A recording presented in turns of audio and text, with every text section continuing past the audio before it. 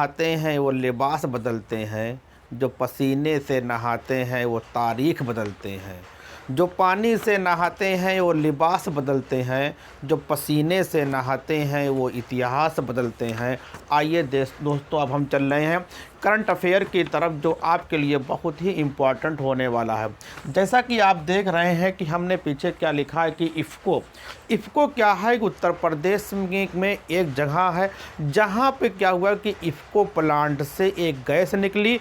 उस गैस की चपेट में आने से सरकारी कर्मचारियों की 2 की मृत्यु भी हो गई और बहुत सारे कर्मचारियों को वहां पे कि हॉस्पिटल में भी जाना पड़ा।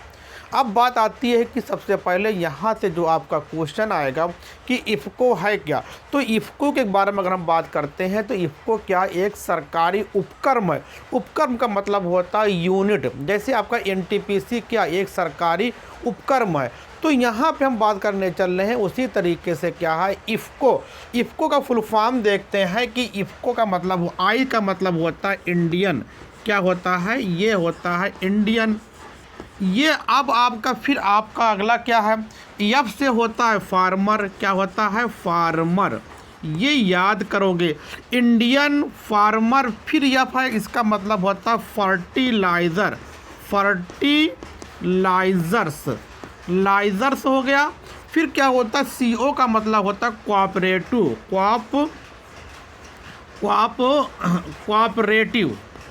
कोऑपरेटिव। ये आपने देखा, जिसको ये क्या है, ये कहाँ पर है, ये हमारे इलाहाबाद में ये प्लांट है, ये सरकारी प्लांट होता है। फिर से सुनिए कि इंडियन फार्मर फर्टिलाइजर्स कोऑपरेटिव, ये क्या है, ये एक प्रकार की कंपनी होती है, एक प्रकार का उद्योग होता है जो सरकार लगाती है, पूरी तरीके सरकार के नियंत्रण में होता है। हुआ क्या इसमें है कि यहाँ पे पहले बार ये कौन सा काम करता है, ये जो आपका प्लांट होता है ये काम करता है, ये खाद बनाता है, क्या बनाता है खाद। जो यहाँ पे आपने लिखा है कि फर्टिलाइज़र माने क्या होता है खाद, तो इसका फुल फॉर्म वो क्या होता है इंडियन फार्मर फर्टिलाइज़र कोऑपरेटिव है। अब ये खाद बनती है और जानते हैं खाद कैसे बनती है, अमोनिया के द्वारा खाद बनती है। तो ये हुआ क्या था कि ये प्लांट जो प्लांट होता है उस प्लांट में क्या होता है हम कि एक आपका कि बड़ा सा कंटेनर होता है, वो कंटेनर में क्या होते हैं इस तरीके से कि उसको बंद किए रहते हैं और इसी में क्या भरी रहती है, इसी में आपकी की अमोनिया गैस, इसमें क्या रहती है अमोनिया गैस भरी रहती है। अब ये अमोनिया गैस जो आपका है कि अमोनिया गैस, अब इसका सूत्र में लिख दूँ NH3, क्या है NH3, एक नाइट्रोजन है, 3 हाइड्रोजन को क्या कहते हैं कि अमोनिया गैस कहते हैं। अब बात होती है कि हुआ क्या, हम ये बात है 23 दिसंबर की, 23 दिसंबर 2020 को कहाँ पर, प्रयागराज, पहले जो ये क्या है प्रयागराज, इसका पहले नाम क्या था कि इलाहाबाद था, ये आपका कि प्रयागराज है। तो प्रयागराज में इंडियन फार्मर फर्टिलाइज़र कोऑपरेटिव जो है, जो इफ़को प्लांट है, उसमें क्या होता है कि वहाँ पर खाद बनती है और खाद कैसे बनती है, अमोनिया गैस से बनती है। तो किसी कारण ये हुआ कि जहाँ पे अमोनिया स्टोर की जाती है, जिस बॉक्स में रखी गई वहाँ पे क्या होता है किसी तरीके से यहाँ से लीकेज हो गया, यहाँ से क्या हो गई अमोनिया लीक हो गई। जब अमोनिया लीक हो गई तो पूरे वहाँ पे जितने प्लांट में जितने भी लोग थे उससे प्रभावित हुए, क्योंकि अमोनिया क्या होती है हमारे लिए हानिकारक होती है, हमारे लिए वो विष जैसा कार्य करती है। इसलिए अगर अमोनिया की बहुत ज़्यादा मात्रा बॉडी में हो जाएगी या चली जाती है तो क्या होता है वो हमारे लिए हानिकारक होती है और हमारे इलेक्ट्रॉन ट्रांसपोर्ट चैन को अर्थात ऑक्सीजन की गति को रोक देता है।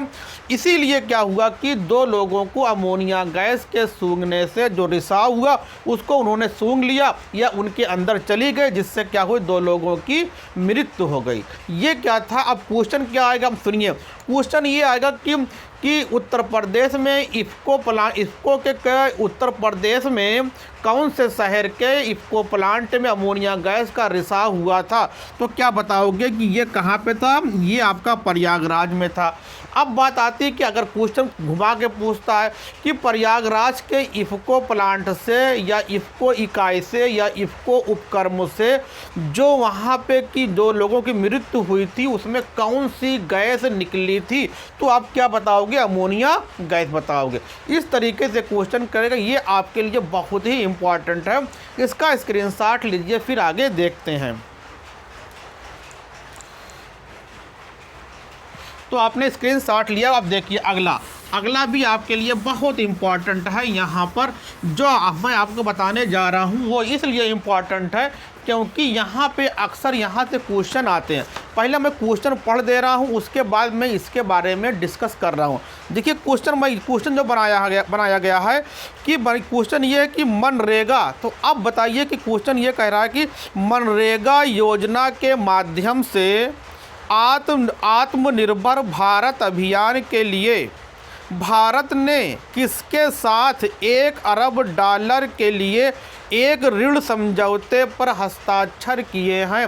कहने का मतलब ये है कि मनरेगा गाँव में देखते हैं कि जो कि मतलब कि तालाब की खुदाई होती है, चौड़ीकरण होता है, तमाम तरह के मतलब कि ग्रामीणों में जो काम होता है वहाँ पे क्या कहते हैं, उन काम करने वालों को कहा जाता है मनरेगा के अंतर्गत काम करते हैं। जब कोई भी काम करेगा तो उनको पैसा चाहिए, उनको सैलरी चाहिए। अब सरकार ने क्या किया, भारत सरकार ने एक बैंक से वहाँ से लोन लिया है, ऋण लिया है। अब वो बैंक वो कितना लिया गया है, $1 अरब लिया गया। अब वो बैंक कौन सा है, तो आप क्या बताओगे? वो बैंक आपका NDB है। क्या है? NDB। अब कहोगे कि ये कौन सा बैंक है, इसका पहले फुल फॉर्म देख लेते हैं। इसका फुल फॉर्म होता है कि न्यू डेवलपमेंट, क्या है इसका फुल फॉर्म होता है न्यू डेवलपमेंट बैंक। ये आपके लिए इम्पॉर्टेंट है। और अब बात आती है कि ये इसका मतलब कि कार्यालय कहाँ पर है। इसका कार्यालय आपका मिलेगा चाइना के संघाई। कहाँ पर है? संघाई शहर में। संघाई कहाँ पर है? ये चीन में है। ये आपका चीन में है। अब बात आती है कि इस बैंक को कौन लोगों ने स्थापित किया है, तो इस बैंक को ब्रिक्स, आप जानते हैं कि ब्रिक्स एक समूह है, ब्रिक्स ने इसको स्थापित किया है। जैसे क्या, B से ब्राज़ील है, R से रूस है, I से इंडिया है, C से चाइना है, S से साउथ अफ्रीका है। पहले क्या था, जब ब्रिक्स संगठन बना था तब सिर्फ क्या था, ब्रिक्स था, यस नहीं था। बाद में साउथ अफ्रीका को शामिल किया गया, इसलिए क्या बन गया, ये आपका ब्रिक्स हो गया। अब बात करना है कि यहाँ पे हम बात करने चल रहे हैं कि मनरेगा क्या है। मनरेगा के पहले हम क्या बात करने चल रहे हैं, उसके पहले क्या था, नरेगा था। क्या था? नरेगा था। नरेगा, इसके अंतर्गत क्या था कि नरेगा ये क्या था, 7 सितंबर 7, ये डेट आपको याद करनी है, बहुत इम्पॉर्टेंट है। जितने भी छात्र हैं वो या आपका कि प्री टेट देने जा रहे हो या सुपर टेट की तैयारी कर रहे हो, ये आपके लिए बहुत इम्पॉर्टेंट है, दोनों के लिए। अगर पूछता है कि मनरेगा क्या है, तो मनरेगा के पहले क्या था कि 7 सितंबर 2005 को, क्या है, 2005 को उस समय की संप्रंग सरकार ने, मनमोहन की सरकार ने एक पॉलिसी लाई थी। उन्होंने कहा था कि गांवों में जब तक पैसा नहीं पहुंचेगा तब तक हम भारत के विकास के बारे में सोच नहीं सकते, क्योंकि अगर गांवों में रोजगार नहीं पहुंचेगा, लोगों के पास पैसा करने के लिए खर्च नहीं करेंगे, तो हम ये मतलब इकोनॉमिक को, अर्थव्यवस्था को अच्छे तरीके से चला नहीं सकते। इसलिए क्या किया गया था कि नरेगा कि इसका मतलब होता है कि नेशनल मतलब रूरल एम्प्लॉयमेंट गारंटी एक्ट। इसका फुल फॉर्म क्या होता है? इसका फुल फॉर्म होता है, एन से क्या होता है, नेशनल, क्या होता है, नेशनल। आर से क्या होता है रूरल, रूरल, तो रूरल हो गया। ई से क्या होता है एम्प्लॉयमेंट, क्या होता है एम्प्लॉयमेंट माने रोजगार। और फिर जी से होता गारंटी, क्या होता है गारंटी, की गारंटी होती है ये। और ए का मतलब होता एक्ट, जिसको हम लोग क्या कहते हैं अधिनियम। ये कब आया था 2005 में। अब बात अगर क्वेश्चन ये आता है कि नरेगा भारत में कब लागू हुआ, कि ये तो क्या बताओगे कि 7 सितंबर 2005 को। इसका फुल फॉर्म क्या होता है नेशनल रूरल एम्प्लॉयमेंट, ई से एम्प्लॉयमेंट, जी से गारंटी, ए से एक्ट। अब क्या हुआ कि इसके बाद फिर क्या होता है, इसमें अगर हम 4 जोड़ दें तो क्या बन जाएगा, ये हो जाएगा 2009। क्या हो गया 2009। अर्थात अब कहने का मतलब है कि 2 अक्टूबर 2009 को क्या किया गया कि नरेगा को किस में चेंज कर दिया गया, मनरेगा में। किस में, मनरेगा में चेंज कर दिया गया। ये अब इसका फुल फॉर्म क्या है, तो यहाँ का मनरेगा मा का मतलब होता है महात्मा गांधी। क्या होता है कि महात्मा गांधी। अब क्या हुआ कि क्या हुआ, पहले क्या नाम था कि national rural employment guarantee act 2005। ये कब लागू हुआ था 7 सितंबर 2005 में। ये क्या था कि गाँवों के लोगों को रोजगार देना था। फिर क्या हुआ कि इसके 4 साल के बाद क्या हुआ कि नरेगा किस में चेंज हो जाता है, ये बदल गया मनरेगा में। अब ये मनरेगा कब बदला, मनरेगा में कब बदला, तो आप बताओगे 2 अक्टूबर 2009 को, उसके 4 साल बाद। अब इसका फुल फॉर्म क्या हो गया कि मनरेगा महात्मा गांधी। अब मैं आर से रूरल एम्प्लॉयमेंट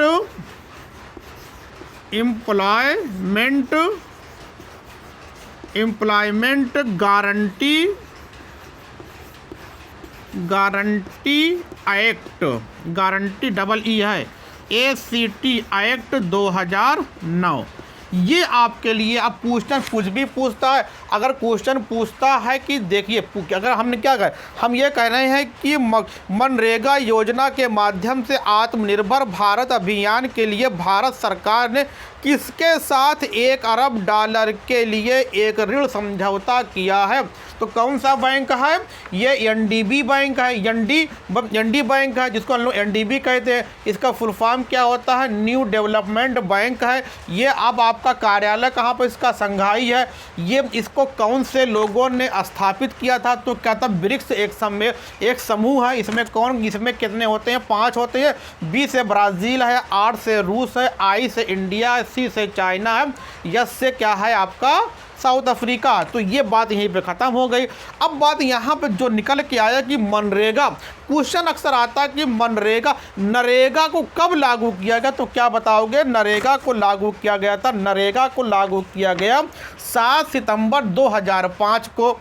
फिर क्या होता है, इसके 4 साल के बाद अर्थात कि 2009 में, मतलब कि 2 अक्टूबर 2009 में नरेगा का नाम क्या किया गया, चेंज किया गया, जिसको क्या रख दिया गया, मनरेगा रखा गया। अब क्या हुआ कि Mahatma Gandhi rural employment guarantee act 2009 हो गया।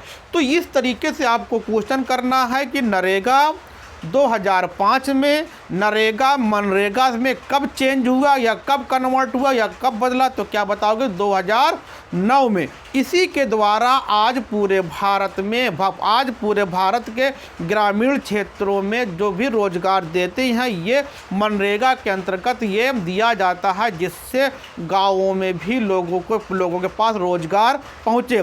और मौजूदा परिस्थिति ये है कि मनरेगा के अंतर्गत सालाना कम से कम मिनिमम 100 दिन का मतलब कि रोज़गार देना है। और 100 दिन रोज़गार देने के साथ साथ एक दिन की जो उनकी सैलरी है वो 200 रुपया है, मिनिमम 200 रुपया आपको मिलेगा।